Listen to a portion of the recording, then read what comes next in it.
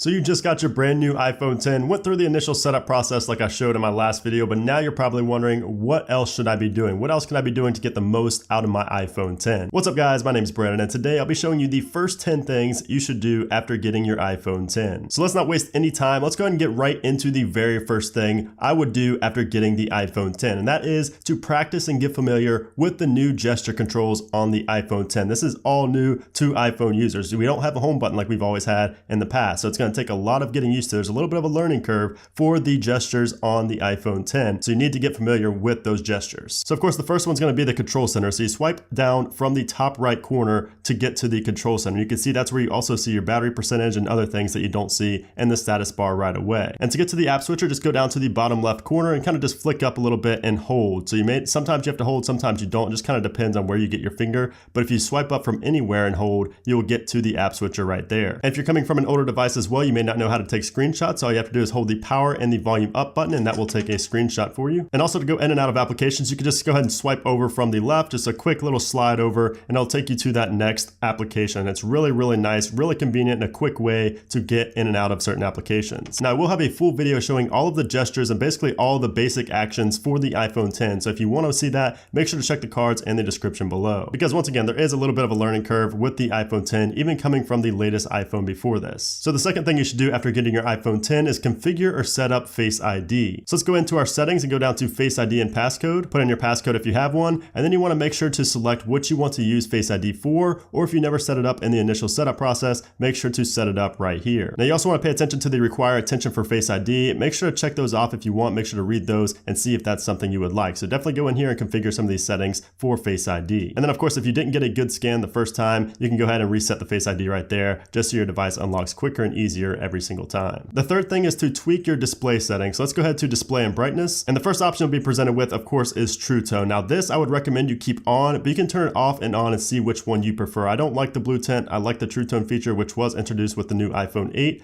but you can go ahead and mess around with this and see what you like, but I'd recommend you keep True Tone on. I also personally like to turn auto lock to never, just because I never forget to lock my device. And when I'm doing things, sometimes I'll be away from my phone and I don't want to go back and have to unlock it time and time again. So I like to keep auto lock on never always. Raise to wake is also a feature in here, but I would not recommend this on the iPhone 10 just because you can simply tap the screen on the iPhone 10 to wake the device. So there's really no need for raise to wake. And then if we go back and go to general, accessibility, and display accommodations, this is where you can go ahead and turn on or off auto brightness, whatever you prefer. I prefer it off, but some people do prefer it on. So yeah, we'll just go through and tweak the display settings to your liking. Next up is tweaking the control center, which of course you get to by swiping down from the right. You can see there's a lot of room down here, so we can fit some more icons in there if we want to. So let's go to customize controls. So I personally like having my alarm in there, so I'm going to add the alarm. I like having my flashlight right there. You can basically just move these around to where you want them to be and add in whatever you want to be in there. And since you have a lot more room with the control center here on the iPhone 10, there's really no reason not to fill it all the way up. Unless of course you think it could look cluttered, but that's just up to you. I would just go in and customize the control center to your liking just because you can. And then also in control center, of course, if you didn't know, you can 3D touch on all of these toggles and get more settings, more functionality out of these toggles. So definitely go ahead and check that out. The fifth thing you should do after getting your brand new iPhone 10 is sending some animojis. So animojis are exclusive to the iPhone 10. However, anybody with an iPhone can see the Animoji. So if you don't know, Animojis are basically just a mask on your face, and it basically just mimics your face, like the mouth movements and everything,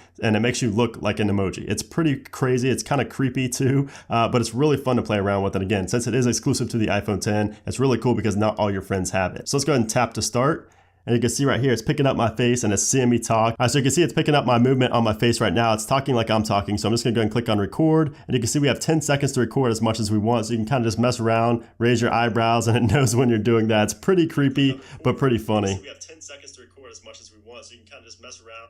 And you can hear it did pick up my voice as well. So it's pretty cool. You can go through all these different emojis. Again, it is pretty creepy, but it's pretty fun as well. It's fun to play around with. And again, people that don't even have an iPhone 10 can see the Animojis. The next thing you want to do when you get your iPhone 10 is change the camera format. So let's go down to our camera settings, formats, and we want to change this to high efficiency. And this is going to capture photos and videos in the HEVC format instead of the JPEG and H.264. So basically what this is going to do is give you the same quality, but just reduce the space that it takes. So there's really no reason not to do this. And again, it's really important that you do this first, before you get into taking a lot of pictures and videos, because you cannot change this once you've already taken pictures and videos in the other format. So definitely change this to high efficiency. You're going to save some space on your device. You should also download some AR applications to take advantage of ARKit on the iPhone 10, which of course is even more powerful than the iPhone 8. So you can go into the App Store right here. If you go to apps and you scroll down, top categories, AR apps should be right there. And you can find a ton of AR applications to take full advantage of ARKit. Really, really cool stuff. Augmented reality is definitely the future, and it's really fun to play around with some of these apps, especially apps like IKEA Place. There's another app called AR Zombie, which is really fun. I also have an application called Lightspace and Tape Measure as well. Both of these are great as well. So I definitely recommend looking around and installing some AR applications on your iPhone 10. The next thing you should do on your iPhone 10 is try out portrait selfies and take a portrait selfie for yourself, because again, this is another exclusive feature of the iPhone 10, and it's really, really cool. So not only do we have portrait lighting, but we have portrait selfies as well. So if we flip the camera around, you can see me right here, and you can see that it has the blurred background. It's the portrait effect on selfies, the front facing camera, which is really, really cool. You can even change the lighting for that as well. So we have contour light, we have stage light mono, studio light. We could change that right there, and it's really cool to take selfies with this effect. So I'm just gonna do the natural light right there, take my portrait selfie, take a look at it. Really, really cool. A lot more professional looking than just your standard selfie. So if you want to impress your friends with some amazing quality selfies, definitely check out portrait selfies. Again, another exclusive feature on the iPhone 10. The next thing you should do is organize your home screen. So definitely once you start installing a bunch of applications, you're definitely going to want to have an organized screen, whether that's folders, whether that's just moving things around to the spot you want them to be in for easy access. Whatever it is, you should definitely go ahead and organize your screen. And with iOS 11, you can move multiple app icons at once. So if you go and tap and hold on an icon and then tap on another one, you can see that we can move multiples at once to another page or into a folder, whatever it may be. So it makes it very, very easy here with iOS 11. And then with the iPhone 10, once you're in wiggle mode, you don't have a home button, but you can just swipe up, or you have a done button up here on the top right. So you can just go ahead and tap on that once you've organized your home screen. And if you're a brand new iOS user, the way to make a folder is just to drag an icon on top of another, and then it will create a folder for you. And the final thing you should do after getting your brand new iPhone 10 is install a screen protector and then throw on a case to protect